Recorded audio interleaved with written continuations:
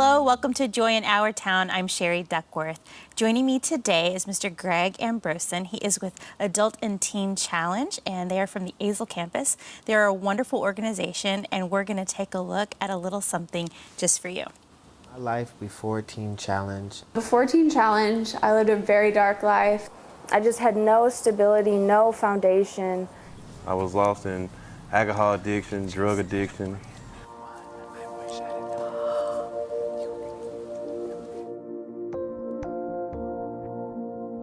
In 1958, a pastor named David Wilkerson felt called to New York to help some young men that were on trial for murder. He left Pennsylvania and went to New York City where these men were on trial, and as he approached the bench, he was thrown out of the courtroom. While he was there, he noticed the great need for the young people in gangs in New York. But his burden was genuine and he was persistent. There were young gang members giving their lives to Christ and really wanting to turn things around. So he felt the need for a place for them to be discipled and trained and mentored. Teen Challenge has grown to over 200 centers in the United States, and we're in 90 countries with 1,000 centers. So the Lord is really using the ministry of Teen Challenge to change thousands and thousands of people's lives. I was on the streets, in and out of jail, living out of the back of a car, gave my daughter up. It was just a very dark time in my life. By the time I was 22, I ended up having to do a prison stint. I did 3 years, and in there, I tried to find Christ, but I couldn't really find him. I was still lost. Teen Challenge endeavors to provide adults, families, and teens with an effective and comprehensive Christian faith-based solution to life-controlling issues in order that people can become productive members of society. We hope to do that by really putting the message of Jesus in front of people that are broken and lost and need help.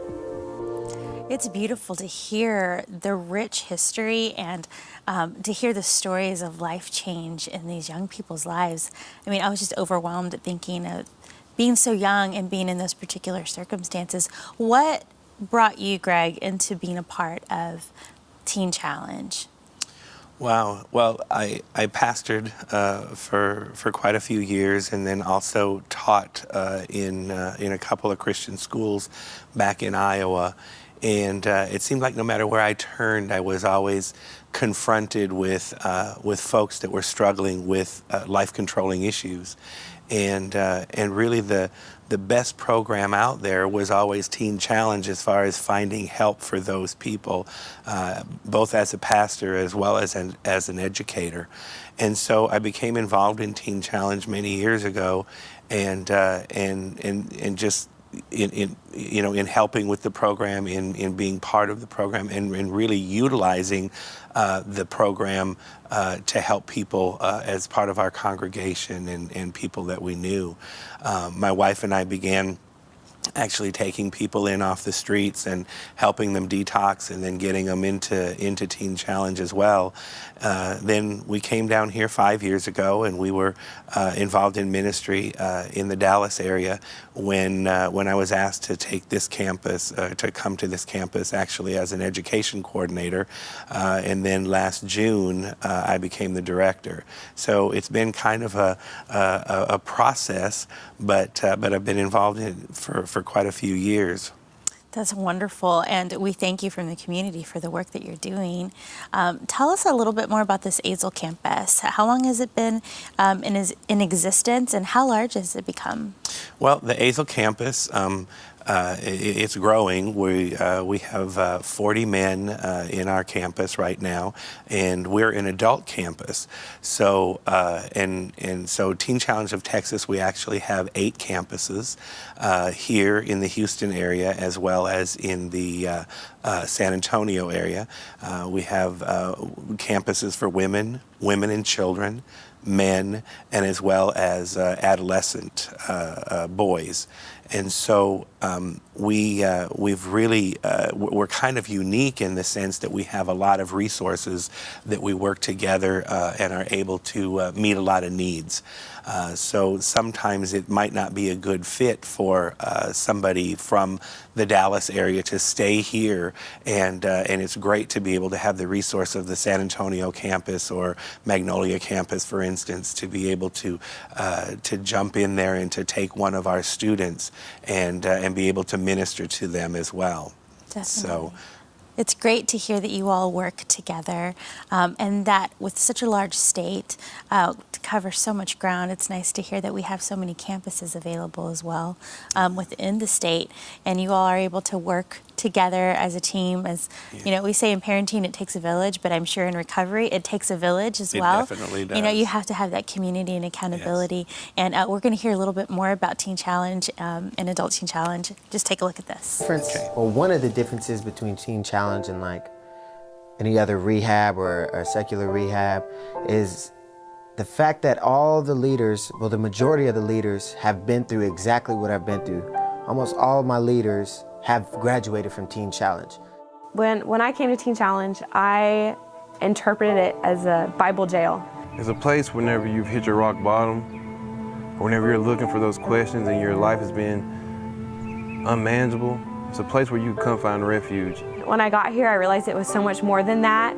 It was total healing. With a personal relationship with Jesus Christ, they can achieve a life that they've never ever thought would be possible. That is so much greater than the one they were living.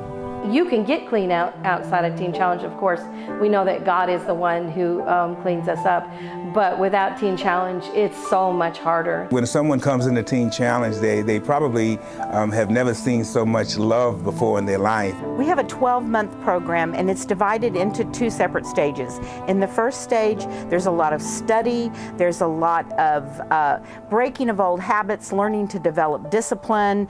They do work around the campus and sometimes in off-campus jobs, but the greatest focus is on learning some biblical foundations for walking in their lives.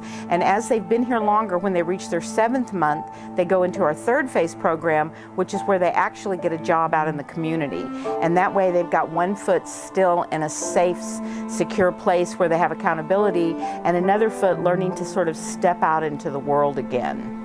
Well, Teen Challenge was definitely the vessel and the catalyst for my relationship with Christ. Oh, there's been so much refinement in this program, just like little tiny things to big things. The thing that I notice most about them when they graduate, as opposed to when they come in, is the kindness and the love. They don't even look the same. Like you can hold a picture of when they came in to a picture when they graduate, it looks like a different person. That before and after shot, they really do change from the inside out. It's amazing. It is. It is. 12 months. I mean, that's a year. Mm-hmm. And a lot obviously can happen in a year's Definitely. time. I want to hear a little bit more about the process, because we heard her talking on the video about the jobs that they do, and after 3 months there's certain things that happen. So just kind of run through the program with us, if you will, kind of how it works. Well, first of all, the jobs serve a couple of purposes for us. They help to raise funds for the program. We don't turn anybody away because of a financial issue. We have an admission fee, but if a person can't pay that fee, we don't turn them away. We take them anyway, and it's actually a very nominal fee as well. So we do take them out on work jobs.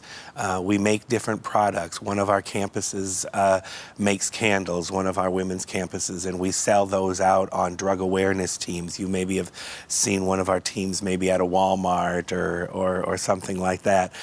We go to different craft fairs and things like that. One of our campuses makes crosses, and so all of the campuses work together to sell those items. Another campus makes T-shirts. One makes jewelry and things like that, and so that's one way of making money. Another one is we send them out on odd jobs, and we do, for our men, we do fencing, we do landscaping, we have compost crews, we have brush removing crews, we have welders, we have everything you can imagine. We'll give it a try. We've stripped off roofs. We try and avoid roofing, but but you're giving them structure and skills and something to take out into the world with them. You're giving them so much more. You're giving them a future, and I just think that's so beautiful, and we want to hear more about it, so we're going to take a look at this. I thought there was no way out of my situation. I thought there was no escape, but this program has given me an escape. Teen Challenge is a place where it takes the misfits and it helps them to be fishermen of men. Adult Teen Challenge of Texas hopes to have a presence in every major city in Texas, and we're also hoping to launch more adolescent programs to reach teens when they really need it. Well, we have actually in Texas, for most of the time we've been here, been an adult center, but we are now opening our first adolescent center in Bastrop. Bastrop will be an avenue to where younger adolescents will be able to be ministered to before they come to a later age in life, say 25 or so, that they can get their life turned around and get on the path that God has for them at an earlier age. Teen Challenge means hope, and really it means renewal. I lost my only child to addiction 6 years ago. It'll be 6 years ago tomorrow, actually. And I see, and from both perspectives, what it's like to have addiction in a family and in a life. And it means to me that I can work in a program that is going to help people to not have to experience the loss of a child or any loved one as I experienced. It's the opportunity for freedom and to know who I really am and whose I really am, and the opportunity to live a life I never thought would be possible for me.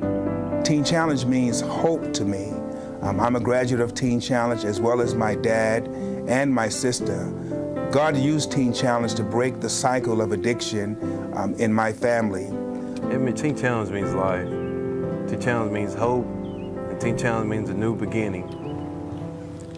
Greg, we're hearing some amazing things in these videos, and it just makes my heart just jump out of my chest. It really does. It's beautiful to hear these stories of redemption. Tell me what makes Teen Challenge different from other secular rehabilitation programs. Ultimately, it's the Jesus factor. Yeah. Everything we do is about the Lord. It's about helping pave a way and make a way so that these men that have been wounded and bruised and stuck in situations and unable to overcome, to be able to help them to understand the Father's love, to be able to help give them and show them that they can relate to the Father as a son and as a child, and to help them to be in an atmosphere where the Holy Spirit is allowed to move and is present, and where they sense a love and a depth of the Spirit that they've never been able to experience before. And as that cleansing and that changing takes place, and they're able to relate to the Lord in a real way for the first time, and they're able to begin to forgive people for past hurts, and they're able to release themselves even for shame for things they've done, they're able to overcome a great many obstacles. Yes. Thank you for what you're doing for Teen Challenge. Well, thank you. Thank you for what you're doing for the young people. And if anyone has any questions, you can visit tctexas.org. Thank you for watching Joy in Our Town. This is why you took a second job. Why you taught yourself how to fix the plumbing. Why you'll do whatever it takes to keep your home. And that is why we want to help. We are making home affordable, a free government resource that can make paying the mortgage easier. Call 888-995-HOPE today.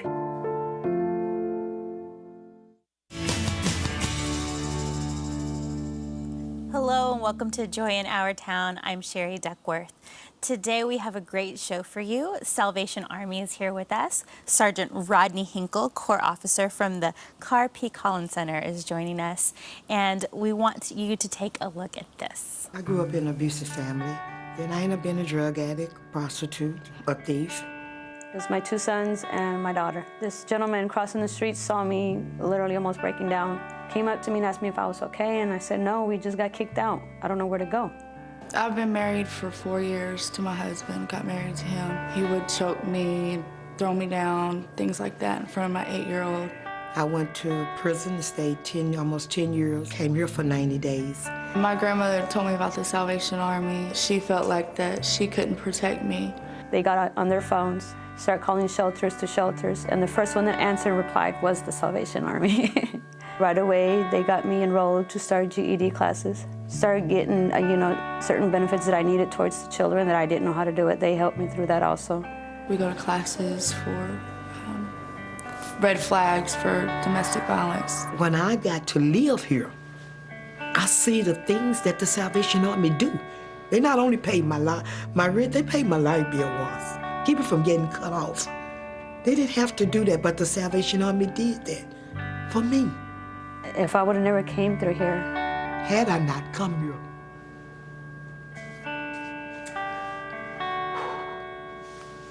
I'm sorry. If I wouldn't have came to Salvation Army, I would probably be dead. Or miserable. My kids would have been through foster care or through another organization, would have taken my kids from me. I feel grateful about the things that they do for me. I'm not scared of the world no more. And today, I'm just a carefree black woman. It just happened. I have a future now, thanks to the Salvation Army.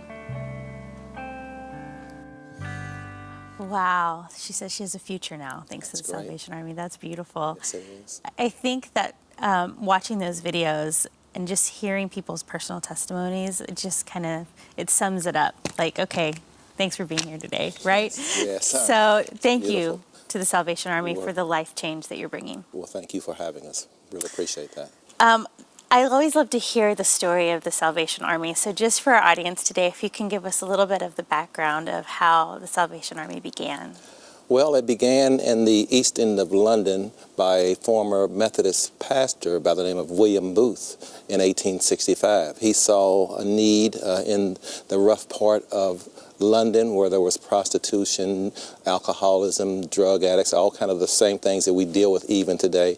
And he felt a need there. So what he would do, he would take these people, minister to them, preach to them, and get them saved, and then he would send them to other churches. Now, sometimes that didn't work out because sometimes, people coming from off the street and going into a church where people are used to a certain, mentality, they would take some of those, they would not allow them back in. So William Booth, seeing this, he said, well, I'm going to start a short story of it. We're going to start what we call the Salvation Army. So we'll get these people saved. We'll have a place for them. We'll train them. And some of those people who came out of that background became officers in the Salvation Army, leading others out of that life of misery. It's so awesome to hear of someone who had a vision, saw the need, yes, and then did something, took action, yes, and did something about it. And look at what has happened these years later. All these years later. Yes. Here we are in Texas. Yes. Talking about the Salvation Army. I mean, what a beautiful legacy, and it's still going on today. Yes, it is. How many centers? Do you know how many centers we currently have? I think there's 17 in the Dallas-Fort Worth area. I may be off one or two, but I believe it's 17 in the Dallas-Fort Worth area. And certain ones take care of different needs, is that right? Yes, every community they may function in different operations. Some have big recreation centers and senior programs and other programs that they provide for the community. Each one has a unique ministry in that community. Awesome. And Carpy Collins, real quick, what is your goal? What is your number one goal? My number one goal is to see people saved into the kingdom. Yes. Yes. That's always a wonderful goal to have. And we're going to talk a little bit more about the resources that you all provide, but we'd love to share a little bit more about Salvation Army with our audience. So we're going to watch another video. Watch this. If I hadn't come to the Salvation Army, I honestly feel like my kids and I would be on the street. If I wouldn't have came to the Salvation Army, I would be still out there using drugs right today. If I hadn't came here, I know that I probably would have been back in the crack house. If I had not come to the Salvation Army when I did, I seriously doubt that I would be alive today. If I hadn't come to the Salvation Army, I'd be on the streets. I'd be on the streets right now. If I hadn't came to the Salvation Army, honestly, and been in the domestic violence program, I don't know where I'd be. Probably be on the streets. If I hadn't came to the Salvation Army when I did, I'd probably be back on drugs or dead. If I hadn't came to the Salvation Army, I'd have been, probably dead on the streets, or been hurt someone, or just living life hand in mouth, just not feeling good about myself, not feeling good about no one else. If I hadn't come to the Salvation Army, there's a good chance I would have died. Yeah, very good chance. Had I not come here,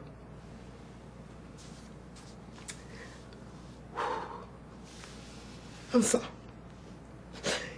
I'd have probably been in hell. Probably been in hell, probably been dead. I can't even imagine mine and my kids' life right now if it weren't for the Salvation Army. I have a complete different outlook after being here. I think this place is wonderful. The people here changed my life, and I'll forever be different because of them. I'm so grateful for the Salvation Army for everything that they've done for me. I come here about 3 times a month just to give back.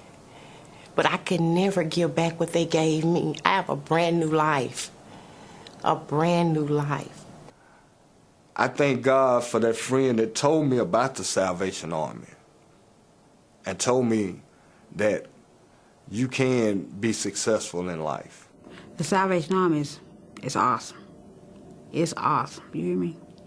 It helps a lot of people. Hearing over and over again, I would have been dead. I would have, not been here. You gave us life over and over again. I mean, you can't not have your heart touched by that.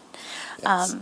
And then to hear, too, that people come back and give back. Yes. I think that's such a beautiful thing to hear them paying it forward. They really got it. Yes.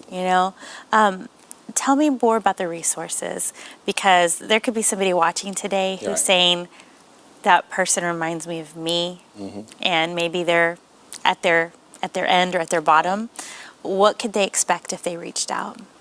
Oh, well, we have what we call what is a homelessness program where we help people, men, women, and families come off the street where they can stay up to 30 days, have clothing, get new clothing, place to wash and clean themselves and to wash their clothes, and to provide just a safe time for them to hopefully get on their feet and get their bearings back together for a while, then they can go back and, hopefully do better. Yes. And then resources for jobs and for food. Yes. How does all of that connect? Well, there's several programs that we have. We have a training. We're staff who help people budget and find ways to educate them about taking care of what they have. And also we have working poor, and we know that. Yeah. And we try to help them get on their feet by providing a pantry that's open every day to help people, just to maintain what they need for a healthy life and for them and their children, just a simple meal. It's easy for us to take that for granted, isn't it, when we just walk to our pantries. We have a little bit more about the food pantry. I'd like to share that with our audience. Right. Take a look. Hi, my name is Brenna Riston, the Director of Program Services. Kirby Collins is our largest social service center, actually in the Salvation Army world. We provide shelter every night for homeless individuals. We have an emergency shelter for men and women. In our cafeterias, we provide 3 daily meals, breakfast, lunch, and dinner. What we try to do here is provide a nutritional meal, well-balanced one. There's no cost. There's the misconception that hunger only impacts individuals that are in poverty or that are staying in homeless shelters, and really there's more individuals that suffer from food insecurity than receive benefits. We cover 5 counties, and so across 1 year we provide 1.1 million meals. So the numbers are really massive, but then when you kind of narrow it down to on a daily basis, you're serving 1,200 people just at this location. We just finished breakfast and we're getting ready for lunch, and then after lunch we'll start preparing for dinner. For breakfast we do 450, sometimes 500. For lunch we do 250 to 300. Dinner we do same as breakfast, 400, 450 to 500 a day. We're busy right now. We're cooking some turkeys. We do peel and potatoes to get mashed potatoes, and do celery, onions for our stuffing. And we have a nice group. We have excellent workers, so we all get together and get the job done. It is worth it. It is worth it. It is, I mean, you can see people are hungry or they don't have something to eat, so they're going to be happy eating the meal. I don't think that most people do this for that self-gratification. It's really to help somebody else, but to see someone smile when they've got a plate of food, or to know that you provided that meal where they didn't know where it's going to come from, is really the reward. Sergeant Hinkle, so you all provide meals as well as a food pantry. Yes. Okay, so that video that we just saw was where you provide meals for those who otherwise just wouldn't have a place to go to get food for the day. Those who wouldn't have it. And also we work along with the TDC, where we have people who come in from the correctional, try to get their lives back, give them training, and they stay there 30 days, 60 days, or 90 days, whatever is needed, to get them back on their feet, equip them, hopefully to get back into society, be productive men and women. Wow, that's wonderful. I'm sure once they come out, they're thinking, you know, where do I go? What do I do? Not everyone has family waiting on them. What does that do for them to know that they have a place to go? Well, it's just hope. I mean, that's all sometimes people can hold on to, is just hope. There is some place that I know will provide for me, will be there for me, to help me. We've been at that facility since 1986, never closed the door in 31 years. Wow. Now, you have governments shutting down, but you'll never have the salvation, grace of God that shut down. Yes. To help people meet the needs of those who really need it and deserve it. That's right. I love how you say it's the grace of God. Yes. You got government sitting down, but the Salvation Army is still running. I love that. It really says a lot about just what God creates, how He always will provide. He has sustained the Salvation Army for so long. What would you like people to know before we go today about the Salvation Army? Well, the Salvation Army, we have 5 core values: passion, compassion, trustworthy, uplifting, and brave. And we try to practice those in everything that we do. And also the foundation. We got to understand it's the foundation of the Salvation Army is the ministry. It's in our first name, the Salvation Army. And we want to know people. We have church services there every Sunday, every day of the week. Matter of fact, 2 or 3 services going on. So that is the foundation. We try to reach them spirit, mind, and body. And that's what it's all about, making them whole. Well, Sergeant Hinkle, we are so glad that the Salvation Army is in this great state of Texas. Yes. And that you are here to help those in need. And I love how you said that you provide hope. Yes. And we can all use a little bit more of that. Yes, we can. So thank you for being here Thank today. you. And thank you all for watching us here at Joy in Our Town.